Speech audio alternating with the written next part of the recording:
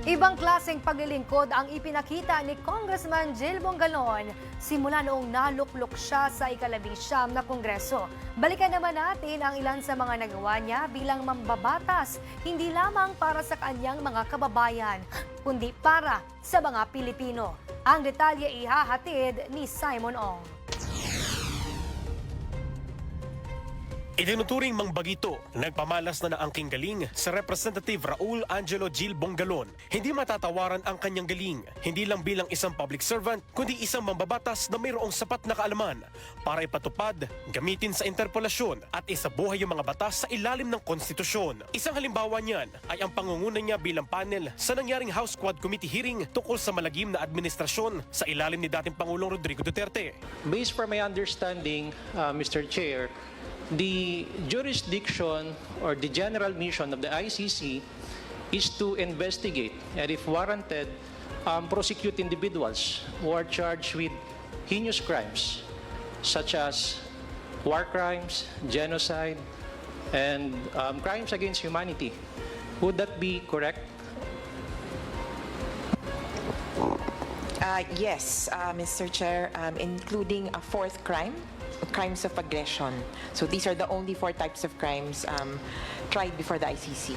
Yes, and that includes crimes of aggression. Isa rin siya sa mga nanguna para sa rehabilitasyon at repair ng port terminal sa Tabaco City. Hindi lang yan, isang bagong port terminal na mayroong 1,000 kapasidad ang planong ipatayo para mapadali ang buhay ng mga pasaherong lula ng barko patungo at palabas ng naturang lungsod. I would just like to ask for an update with regard to our request for the renovation of the passenger terminal in Tabaco City, Albay. May we ask for an update with regard to the renovation or repair of the passenger terminal, just for the record purposes?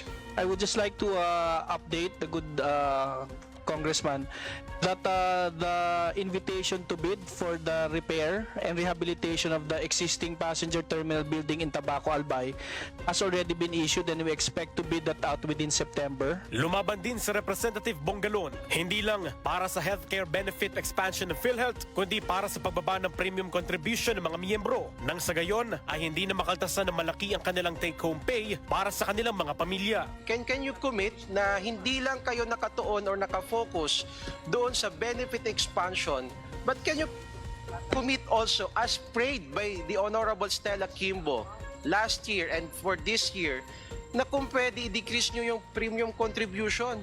I actually made a commitment to sit down with my team in PhilHealth to recommend for a decrease in the premium contributions. To answer your question, Mr. Chair, yes on that. Marami pa siyang nagawa hindi lang para sa kanyang mga kababayan sa Bicol, kundi para sa lahat ng kapwa niya Pilipino simula noong siya ay naluklok bilang kongresista sa 19th Congress. Bagamat baguhan, talagang ibang klase ang napatunayan ng natatanging congressman at bilang bahagi ng Young Guns ng Kongreso. Handang-handang maglingkod si Kong Jill para sa mas epektibong pamumuno na siyang magiging dahilan ng kaunlaran sa ilalim ng Bagong Pilipinas. Para sa totoong balita sa Bagong Pilipinas, Simon Ong, Congress News.